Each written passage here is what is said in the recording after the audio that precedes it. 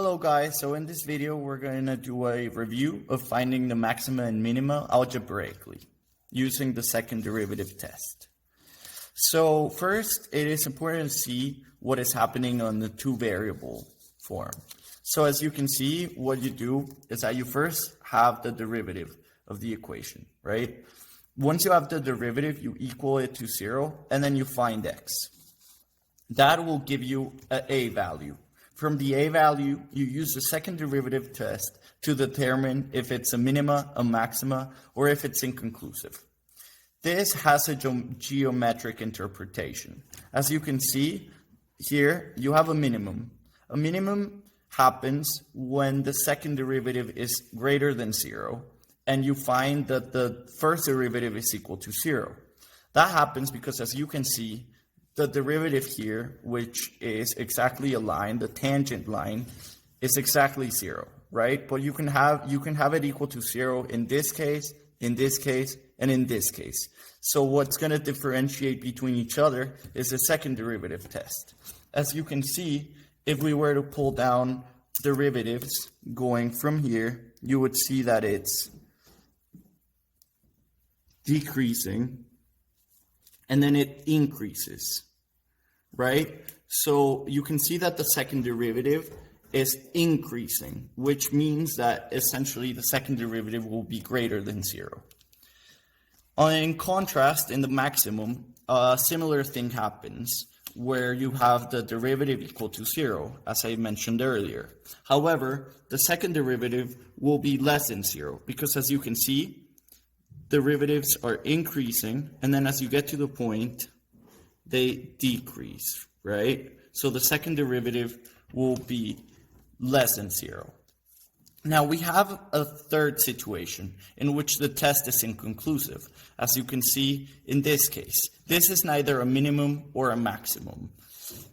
This can happen because you are not sure what exactly is happening near this point. However, you will still have the first derivative equal to 0. That's why it is important to make the second derivative test. So let's get started.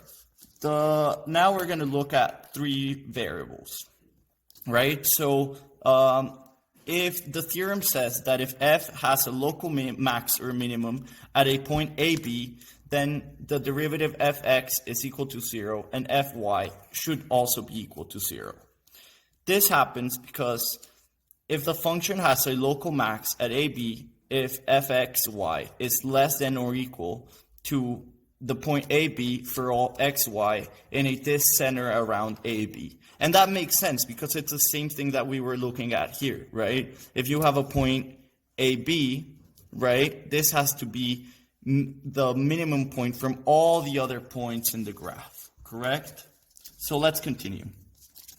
Once you have fxy equal to 0 and fy is equal to 0, you have a system of equations, right? So once you solve that system of equations, you will get the critical points. The critical points are the points where fxy AB is equal to 0 and fy AB is also equal to 0.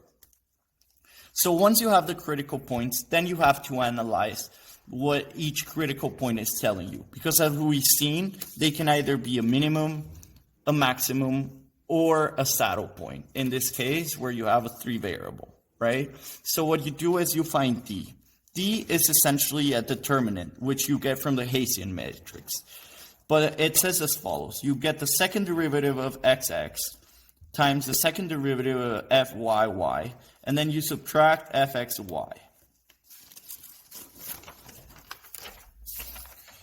So once you have this, you have to analyze what D is telling you.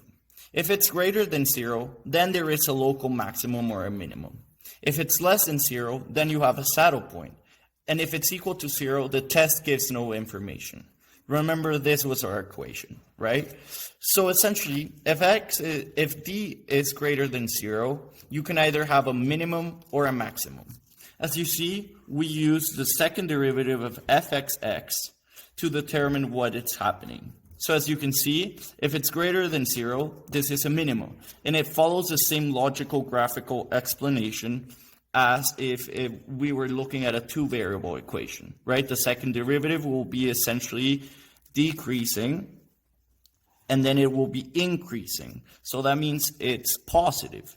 And the same thing happens for the maximum. So that's how you can determine what the minima or maxima is, or if it's a saddle point. A saddle point will happen in this case, right, when you are not certain what exactly is happening, yet the first derivative will be equal to 0. The first derivative of fx and fy, right, by solving that system of equations.